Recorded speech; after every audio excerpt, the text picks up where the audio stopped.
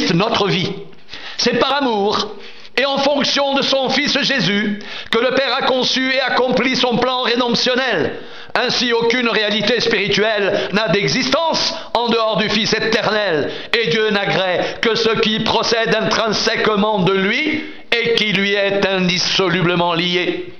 C'est de lui que le croyant tient sa vie résurrectionnelle et son identité éternelle à l'exclusion de toute autre origine. Dieu dispensant gratuitement la totalité des dons du salut et des richesses spirituelles de la nouvelle création par sa seule médiation. L'expression dans le Christ inauguré et formulée par Paul signifie la participation de l'être régénéré par grâce à la vie du Christ spirituel ressuscité, détenteur éternel de la plénitude de la condition divine, doté de la nature et des attributs divins parfaitement identiques à ceux du Père. Rendez grâce au Père qui vous a rendu capable d'avoir part à l'héritage des saints dans la lumière, qui nous a délivrés de la puissance des ténèbres et nous a transportés dans le royaume du Fils de son amour, en qui nous avons la rédemption, la rémission des péchés. Il est l'image du Dieu invisible, le premier-né de toute la création, Colossiens 1, 12, 15. En lui ont été créées toutes les choses qui sont dans les cieux et sur la terre, les visibles et les invisibles, trônes, dignité, domination, autorité, tout a été créé par lui et pour lui. Colossiens 1, 16. Il est avant toute chose, et toute chose subsiste en lui. Il est la tête du corps de l'Église. Il est le commencement, le premier-né d'entre les morts, afin d'être en tout le premier. Car Dieu a voulu que toute plénitude habitât en lui. Il a voulu par lui réconcilier tout avec lui-même, tant ce qui est sur la terre que ce qui est dans les cieux, en faisant la paix par lui, par le sang de sa croix. Colossiens 1, 17, 20. Le chrétien est fondé et édifié sur l'œuvre régénératrice de la rédemption, comme un être dans le Christ. Un être pour le Christ, incorporé au Christ, intégré au Christ, irréversiblement centré sur lui, vivant exclusivement de sa vie divine, dans une communion de type organique, non organisationnel, sur le modèle explicite du cep et des sarments. Demeurez en moi, et je demeurerai en vous, comme le sarment ne peut de lui-même porter du fruit s'il ne demeure attaché au cep. Ainsi, vous ne le pouvez non plus si vous ne demeurez en moi. Je suis le cep, vous êtes les sarments. Celui qui demeure en moi et en qui je demeure porte beaucoup de fruits, car sans moi, vous ne pouvez rien faire. Jean 15, 4, 5. Par et dans le Christ signifie que la panoplie des antiques programmations cognitives et comportementales de l'être de la première création déchue à cause du péché, ainsi que l'éventail de ces jeux, rôles, scénarios et faux moi parasites sont abrogés, abolis au profit des nouvelles facultés de sagesse, de compréhension et d'amour de l'être nouveau, consubstantiel du Christ, faculté d'amour inconditionnel de Dieu et du prochain. Or, nous n'avons pas reçu l'esprit du monde, mais l'esprit qui vient de Dieu, afin que nous connaissions les choses que Dieu nous a données par sa grâce, et nous en parlons non avec les discours qu'enseigne la sagesse humaine, mais avec ceux qu'enseigne l'esprit, employant un langage spirituel pour les choses spirituelles. 1 Corinthiens 2, 12, 13. Mais l'homme animal ne reçoit pas les choses de l'Esprit de Dieu, car elles sont une folie pour lui, et il ne peut les connaître parce que c'est spirituellement qu'on en juge. L'homme spirituel, au contraire, juge de tout, et il n'est lui-même jugé par personne. Car qui a connu la pensée du Seigneur pour l'instruire? Or, nous avons la pensée de Christ. 1 Corinthiens 2, 14, 16. Tu aimeras le Seigneur ton Dieu de tout ton cœur, de toute ton âme, de toute ta force et de toute ta pensée, et ton prochain comme toi-même. Luc 10, 27. La conversion est la régénération par la foi en la personne et l'œuvre du Christ. L'identification en sa mort, sa résurrection et sa glorification, sous la motion de l'Esprit Saint, implique une restitution complète de la créature à Dieu, le sacrifice rédempteur opérant, complet transfert de propriété et de souveraineté au Dieu créateur rédempteur. Dès lors, l'être racheté au prix du sang du Sauveur est irréversiblement soustrait au champ d'application de la loi, du péché et de la mort, est définitivement introduit dans celui de la loi, de l'esprit de vie qui est en Jésus-Christ. Ainsi, le racheté ne s'appartient plus. Il est désormais propriété exclusive, incessible, intransmissible, insaisissable, inaliénable et imprescriptible de Dieu. Ne savez-vous pas que votre corps est le temple du Saint-Esprit qui est en vous, que vous avez reçu de Dieu, et que vous ne vous appartenez point à vous-même, car vous avez été rachetés à un grand prix. Glorifiez donc Dieu dans votre corps et dans votre esprit, qui appartiennent à Dieu. 1 Corinthiens 6, 19, 20. De toute évidence, l'intériorisation de ces critères de référence et d'appartenance au Christ détermine un nouvel état de conscience dans la grâce, incompatible avec l'ancienne atavique prétention à être décideur de sa propre vie, avec ses motivations, ressources et finalités personnelles, égocentrées, psychiques. Ce n'est pas à dire que nous soyons par nous-mêmes capables de concevoir quelque chose comme venant de nous-mêmes. Notre capacité, au contraire, vient de Dieu. 2 Corinthiens 3,5. Ainsi, mes bien-aimés, comme vous avez toujours obéi, travaillez à votre salut avec crainte et tremblement, non seulement comme en ma présence, mais bien plus encore maintenant que je suis absent, car c'est Dieu qui produit en vous le vouloir et le faire selon son bon plaisir. Philippiens 2, 12, 13.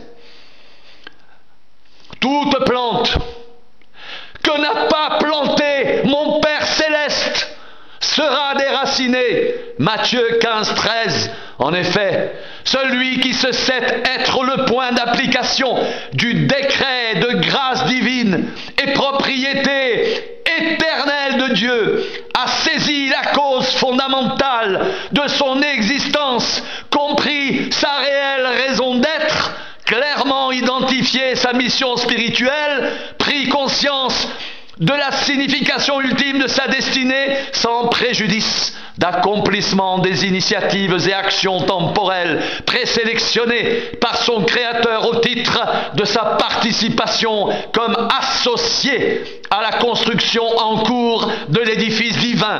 Nous sommes son ouvrage, ayant été créés en Jésus-Christ pour de bonnes œuvres que Dieu a préparées d'avance afin que nous les pratiquions. Éphésiens 2,10. Nous sommes ouvriers avec Dieu. Vous êtes le champ de Dieu, l'édifice de Dieu. Selon la grâce que Dieu m'a été donnée, j'ai posé le fondement comme un sage architecte et un autre bâtit dessus, mais que chacun prenne garde à la manière dont il bâtit dessus. 1 Corinthiens 3, 9, 10.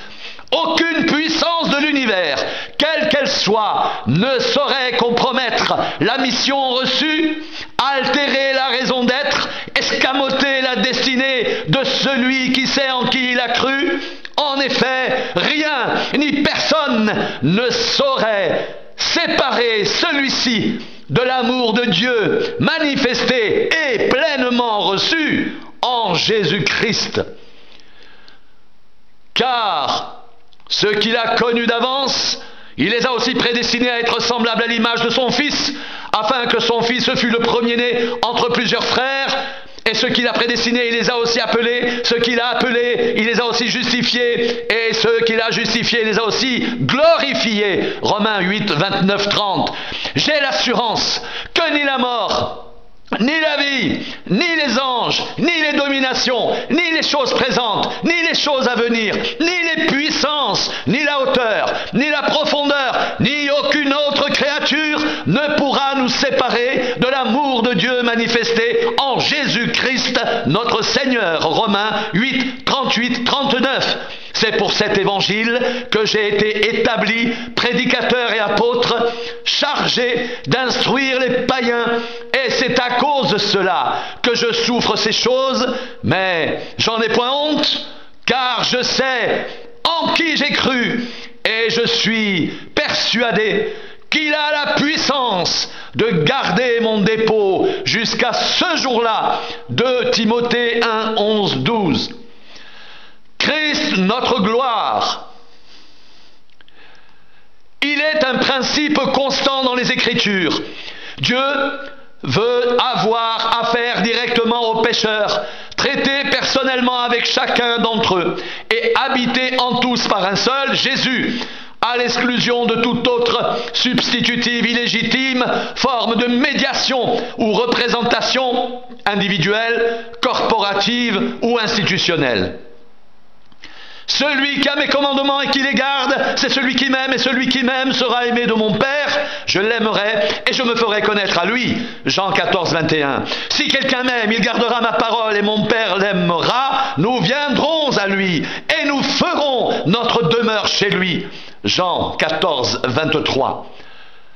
La revendication par le Créateur d'un colloque singulier avec le pécheur est l'expression de son aspiration profonde à une authentique conversion de la part de ce dernier, fondée sur Dieu seul, garantie exclusive d'une réplique fidèle des perfections de Christ dans la vie du bénéficiaire de la grâce, l'enfant de Dieu ainsi conçu et développé dans la vie nouvelle, conformément à la volonté divine, accédera harmonieusement, croissant en stature et en grâce, à un état de liberté et d'épanouissement dans l'esprit, de maturité dans les fruits et de responsabilité dans les attitudes, à la satisfaction des attentes de croissance et d'amour de la communauté messianique et du besoin de pardon et de salut des pécheurs séparés de Dieu, privés de son amitié en raison de leurs conditions de transgresseurs, en conflit, invétérés, antagonistes avec le Créateur. Ma parole et ma prédication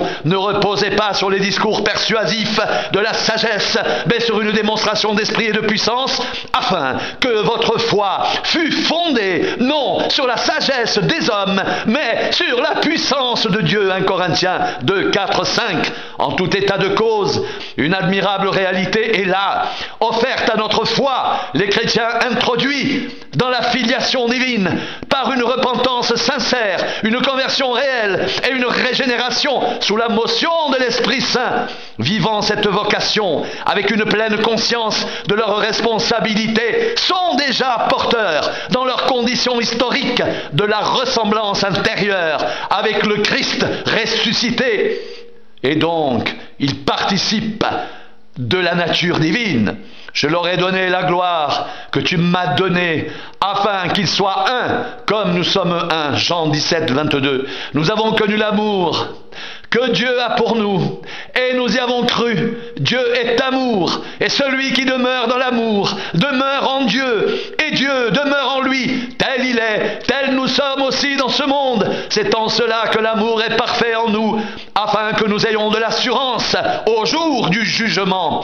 1 Jean 4, 16, 17, plus précisément. Les nés de nouveau sont conçus pour croître et se développer selon une dynamique progressive, graduelle, continue, d'assimilation, d'intériorisation de l'image de Christ, l'exact reflet de la gloire de Dieu et l'empreinte de sa personne. Il convenait en effet que celui pour qui et par qui sont toutes choses et qui voulait conduire à la gloire beaucoup de fils élevant à la perfection par les souffrances, le prince de leur salut, car celui qui sanctifie et ceux qui sont sanctifiés sont tous issus d'un seul. C'est pourquoi il n'a pas honte de les appeler frères lorsqu'il dit « J'annoncerai ton nom à mes frères, je te célébrerai au milieu de l'assemblée, et encore, je me confierai en toi, et encore, me voici, moi, et les enfants que Dieu m'a donnés. » Hébreux 2, 10, 13.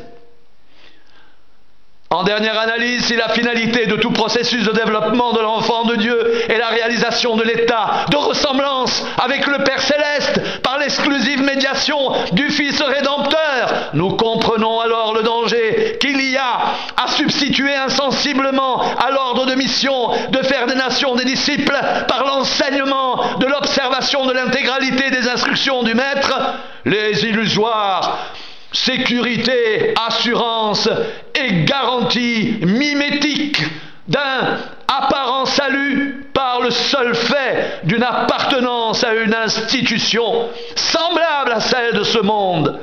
Pour ce qui me concerne, loin de moi la pensée de me glorifier d'autre chose que de la croix de notre Seigneur Jésus-Christ, par qui le monde est crucifié pour moi, comme je le suis pour le monde, car ce n'est rien que d'être circoncis ou incirconcis. Ce qui est quelque chose, c'est d'être une nouvelle créature. Galates 6, 14, 15. Soyez donc parfaits, comme votre Père Céleste est parfait. Matthieu 5, 48. L'Esprit Saint, catégorique à ce sujet, nous enseigne qu'aucun croyant authentique ne saurait se soustraire inconsidérément à sa responsabilité de recherche assidue d'identité et de conformité à Christ le Maître, car l'accomplissement de la raison d'être et la mission de tout croyant est soumis à un indispensable préalable, le renoncement catégorique à soi-même et l'endossement du message de la croix avec ses implications et conséquences. Sur cette base, la divine puissance de Dieu communiquera à chacun tout ce qui contribue à la vie et à la piété au service du plein succès du plan de Dieu dans sa vie de disciple. Si quelqu'un veut venir après moi, qu'il renonce à lui-même, qu'il se charge chaque jour de sa croix et qu'il me suive, car celui qui voudra sauver sa vie la perdra, mais celui qui la perdra à cause de moi la sauvera. Luc 9, 23, 24. Si nous sommes devenus une même plante avec lui par la conformité à sa mort, nous le serons aussi par la conformité à sa résurrection, sachant que notre vieil homme a été crucifié avec lui afin que le corps du péché fût détruit, pour que nous ne soyons plus esclaves du péché. Romains 6, 5, 6. Sa divine puissance nous a donné tout ce qui contribue à la vie et à la piété au moyen de la connaissance de celui qui nous a appelés par sa propre gloire et par sa vertu, lesquels nous assurent de sa part les plus grandes et les plus précieuses promesses, afin que par elles vous deveniez participants de la nature divine, en fuyant la corruption qui existe dans le monde par la convoitise de Pierre 1, 3, 4. Aucune exception ou dérogation en la matière, avec une précision cependant, cette orientation de vie sous-tendue par une intense et constante recherche de ressemblance au Christ ressuscité, recevra son parachèvement au moment du sublime événement de la résurrection corporelle. Voici, je vous dis un mystère, nous ne mourrons pas tous, mais tous nous serons changés en un instant, en un clin d'œil, à la dernière trompette. La trompette sonnera et les morts ressusciteront incorruptibles. Et nous serons changés, car il faut que ce corps corruptible revête l'incorruptibilité et que ce corps mortel revête l'immortalité. 1 Corinthiens 15, 51, 53. Christ, notre modèle, la relation d'identité, conformité et consubstantialité au Sauveur, accomplissement de la loi de vie qui est en Jésus-Christ est caractéristique d'un nouveau genre de vie inédit, constructif, promoteur de valeurs pneumatiques de haute résolution spirituelle aux consonances éternelles glorieuses. Soyez mes imitateurs comme je le suis de Christ. 1 Corinthiens 11, 1. Cette nouvelle manière d'être à la vie, complètement affranchie de toute allégeance et dépendance vis-à-vis de l'ancien monde disqualifié par l'empreinte et l'emprise du péché, et le fait de la puissance libératrice de Christ, de la domination des pressions de nécessité et de conformité séculière, et de sa puissance transformatrice en ceux qu'il envoie comme messagers de l'âge nouveau messianique, messager investi d'une mission évangélisatrice, sanctificatrice, Comme tu m'as envoyé dans le monde, je les ai aussi envoyés dans le monde.